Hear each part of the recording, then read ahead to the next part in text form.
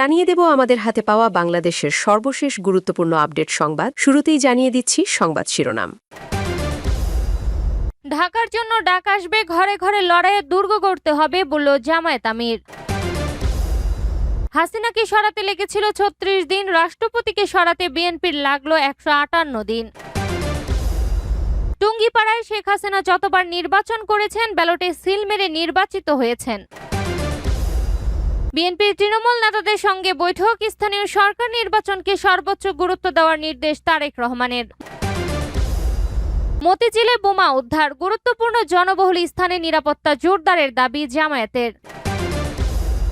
দুর্নীতি করলে আওয়ামী লীগের চেয়েও খারাপ পরিণতি হবে বলল সার্জিস আলম। এবং সর্বশেষ জানিয়ে দেব, ফের যুদ্ধের পায়তারা চালালে ইসরায়েলকে কঠোর জবাবের হুঁশিয়ারি ইরানের। শিরোনাম শুনছিলেন, এবার বিস্তারিত। ঢাকার জন্য ডাক আসবে, ঘরে ঘরে লড়াইয়ের দুর্গ গড়তে হবে বলল জামায়াত আমির। সরকারকে জুলাই সনদ মেনে নেওয়ার আহ্বান জানিয়ে বাংলাদেশ জামায়াত ইসলামের আমির ডক্টর শফিকুর রহমান বলেছেন, ভালোই ভলাই জুলাই সনদ মেনে নিন, যদি না মানেন তাহলে এই দেশের মানুষ জীবন দিয়ে পঙ্গুত্ব বরণ করে গুলি খেয়ে শিখে নিয়েছে মুক্তির পথে কিভাবে হাঁটতে হয়। বর্তমান সরকারের সমালোচনা করে জামায়াতের আমির বলেন, বাংলাদেশে আমরা আর কোনো ফেসিবাদ চাই না। আমরা দুঃখের সঙ্গে বলতে বাধ্য হচ্ছি, তারাও মজলুম ছিলেন যারা এখন সরকার গঠন করেছেন, কিন্তু তারা ভুলে গেছেন সেই ফেসিবাদী পথ ধরেই তারা হাঁটা শুরু করেছেন। সমাজের সব ক্ষেত্রে তারা বেপরোয়া নির্লজ্জ দলীয়করণ করে দুর্নীতিকে জাতীয়করণ করতে চাচ্ছে। তিনি বলেন, আমরা মানব না। হাসিনা তাড়িয়েছি, যদি ফেসিবাদ আপনারা কায়েম করেন আপনাদেরকেও জনগণ তাড়াবে, আপনাদেরকেও ছেড়ে কথা বলবে না। গণভোটের গণরায় বাস্তবায়নের দাবি জানিয়ে ডক্টর শফিকুর রহমান বলেন, সারা বাংলাদেশ আমরা ঘুরেছি, মানুষের একটি দাবি, গণভোটের গণরায় বাস্তবায়ন করতে হবে। জনগণ আমাদের বলে, সরকারি দল ও বিরোধী দল আপনারা হ্যাঁ ভোট দিতে বলেছেন, আমরা হ্যাঁ ভোট বিজয় করে দিয়েছি, এখন আমাদের হ্যাঁ ভোটের বাস্তবায়ন দেখতে চাই, এখন কোনো টালবাহানা মানি না। জুলাই আন্দোলনে শহীদদের স্মরণে কথা উল্লেখ করে তিনি বলেন, আমরা আমাদের শহীদদের সঙ্গে বেইমানি করব না, জুলাই যোদ্ধাদের সঙ্গে বেইমানি করব না। হাসিনাকে সরাতে লেগেছিল ৩৬ দিন, রাষ্ট্রপতিকে সরাতে বিএনপির লাগলো ১৫৮ দিন। রাষ্ট্রপতি পদ থেকে মোহাম্মদ শাহাবুদ্দিনের পদত্যাগের পর এবি পার্টির চেয়ারম্যান মুজিবুর রহমান মঞ্জু ও সাধারণ সম্পাদক ব্যারিস্টার আসাদুজ্জামান ফুয়াদ এক যৌথ বিবৃতিতে বলেছেন, আমরা চেয়েছিলাম জুলাইয়ের সকল অংশীদারদের ঐক্যমত্যের ভিত্তিতে রাষ্ট্রপতি পদে অধিষ্ঠিত এই বিতর্কিত ব্যক্তির অপসারণ বা পদত্যাগ, কিন্তু ক্ষমতাসীন দল বিএনপি শুরু থেকেই এই ব্যাপারে সম্মত ছিল না। অন্তর্বর্তী সরকারের সিদ্ধান্তহীনতাও এই ব্যাপারে কম দায়ী নয়। তারা বলেন, বিএনপি বারবার সাংবিধানিক শূন্যতার কথা এবং রাষ্ট্রপতির অধীনে শপথ নেওয়ার বিষয়টিকে সামনে এনে সিদ্ধান্ত গ্রহণের প্রতিবন্ধকতা তৈরি করে। নির্বাচনে বিজয়ী হওয়ার পর পতিত ফেসিবাদের পুতুল এই বিতর্কিত ব্যক্তিকে দিয়ে সংসদে জুলাই অভ্যুত্থানের পক্ষে বক্তব্য দেওয়ানোর মাধ্যমে পুরো পরিস্থিতিকে আরো হাস্যকর এবং তামাশার বিষয় বানিয়ে ফেলা হয়েছিল।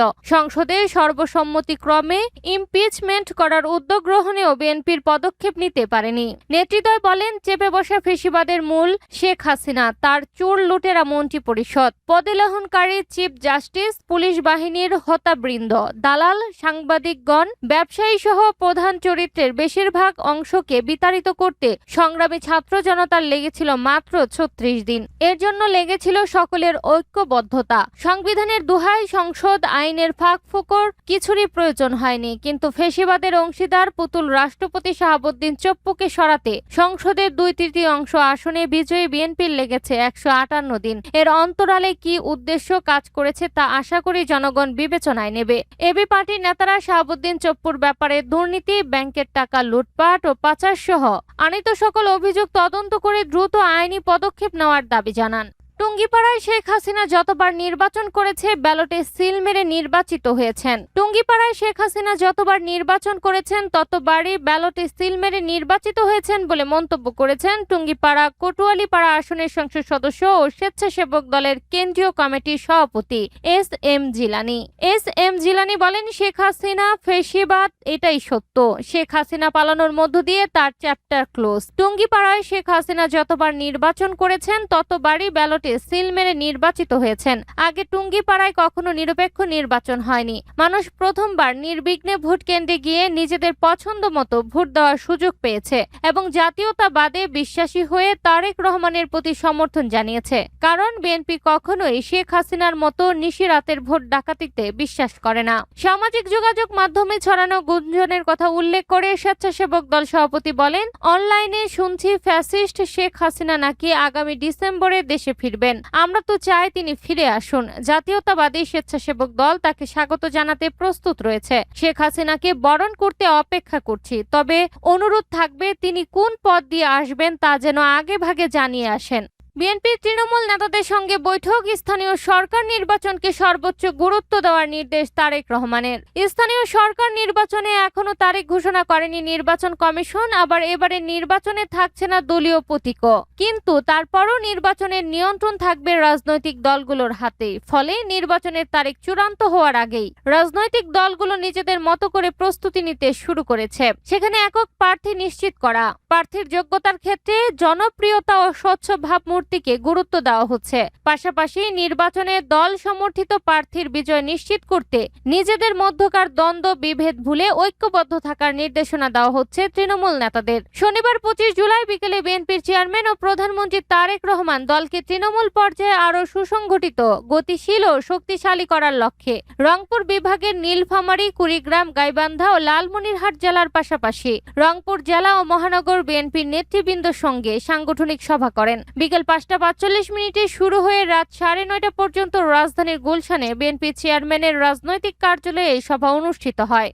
মতিঝিলে বোমা উদ্ধার, গুরুত্বপূর্ণ জনবহুল স্থানে নিরাপত্তা জোরদারের দাবি জামায়াতের। রাজধানীর মতিঝিল মেট্রো রেল স্টেশনের নিচে বোমা উদ্ধারের ঘটনায় উদ্বেগ প্রকাশ করে দেশের গুরুত্বপূর্ণ ও জনবহুল স্থাপনাগুলোতে নিরাপত্তা ব্যবস্থা আরো জোরদারের আহ্বান জানিয়েছে বাংলাদেশ জামায়াত ইসলামী। শনিবার 25 জুলাই গণমাধ্যমে পাঠানো এক বিবৃতিতে দলের সেক্রেটারি জেনারেল ও সাবেক সংসদ সদস্য মিয়া গোলাম পরোয়ার বলেন, মতিঝিলের মতো ব্যস্ত এলাকায় প্রাণঘাতী বিস্ফোরক উদ্ধারের ঘটনা অত্যন্ত উদ্বেগজনক এবং এটি সাধারণ মানুষের নিরাপত্তা নিয়ে নতুন করে প্রশ্ন তুলেছে। তিনি বলেন, এই ধরনের দেশবিরোধী কর্মকাণ্ডের উদ্দেশ্য জনমনে আতঙ্ক সৃষ্টি করা এবং দেশের আইন শৃঙ্খলা পরিস্থিতিকে অস্থিতিশীল করে তোলা। তাই এই ধরনের ষড়যন্ত্র ও নাশকতামূলক অপতৎপরতা প্রতিরোধে আইন শৃঙ্খলা বাহিনীকে সর্বোচ্চ সতর্ক ও সক্রিয় থাকতে হবে। মিয়া গোলাম পরোয়ারের ভাষ্য, জনগণের নিরাপত্তা নিশ্চিত করা সরকারের মৌলিক দায়িত্ব।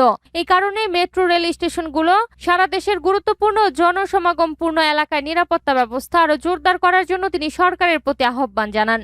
দুর্নীতি করলে আওয়ামী লীগের চেয়েও খারাপ পরিণতি হবে বলল সার্জিস আলম। জাতীয় নাগরিক পার্টি এনসিপির উত্তরাঞ্চলের মুখ্য সংগঠক সার্জিস আলম বলেছেন, আগামী দিনের রাজনৈতিক লড়াই কোনো দল বা প্রতীকের মধ্যে সীমাবদ্ধ থাকবে না, বরং তা হবে ন্যায় অন্যায়, সুশাসন, দুর্নীতি এবং জনগণের অধিকার প্রতিষ্ঠার লড়াই। তিনি বলেন, যে দলই ক্ষমতায় আসুক, দুর্নীতি, দখলদারিত্ব, জনগণের অধিকার হরণ করলে তাদের পরিণতিও আওয়ামী লীগের মতো, এমনকি তার চেয়েও খারাপ হতে পারে। সার্জিস আলম বলেন, দেশের পরিবর্তন কেবল রাজনৈতিক দল পরিবর্তনের মাধ্যমে সম্ভব নয়। পরিবর্তন আনতে হলে সবার আগে মানুষের চিন্তা চেতনা, মূল্যবোধ ও সিদ্ধান্ত গ্রহণের মানসিকতায় পরিবর্তন আনতে হবে। তিনি বলেন, আমরা রাজনীতিবিদদের পরিবর্তন চাই, প্রশাসনের পরিবর্তন চাই, ব্যবসায়ীদের পরিবর্তন চাই, কিন্তু আমরা যদি নিজেদের পরিবর্তন করতে না পারি তাহলে বাংলাদেশেরও পরিবর্তন হবে না। দল বা প্রতীকের প্রতি অন্ধ আনুগত্য নয়, দেশের স্বার্থকে সর্বোচ্চ গুরুত্ব দিতে হবে। তিনি আরো বলেন, অনেকেই মনে করেন পরিবার বা পূর্বপুরুষ যে দলকে সমর্থন করতেন আমাকেও সেই দলকে সমর্থন করতে হবে, কিন্তু কোন দল যদি ক্ষমতায় গিয়ে দুর্নীতি, অনিয়ম, দখলদারিত্ব ও মানুষের উপর জুলুম করে তাহলে শুধু দলীয় পরিচয়ের কারণে তাদের সমর্থন করা দেশের জন্য ক্ষতিকর। ফের যুদ্ধের পায়তারা চালালে ইসরায়েলকে কঠোর জবাবের হুঁশিয়ারি ইরানের। ইরানের বিরুদ্ধে ইসরায়েল নতুন করে সামরিক সংঘাতে জড়ালে তার পরিণতি ভয়াবহ হবে বলে সতর্ক করেছে ইসলামী রেভলিউশনারি গার্ড কর্পস IRGC।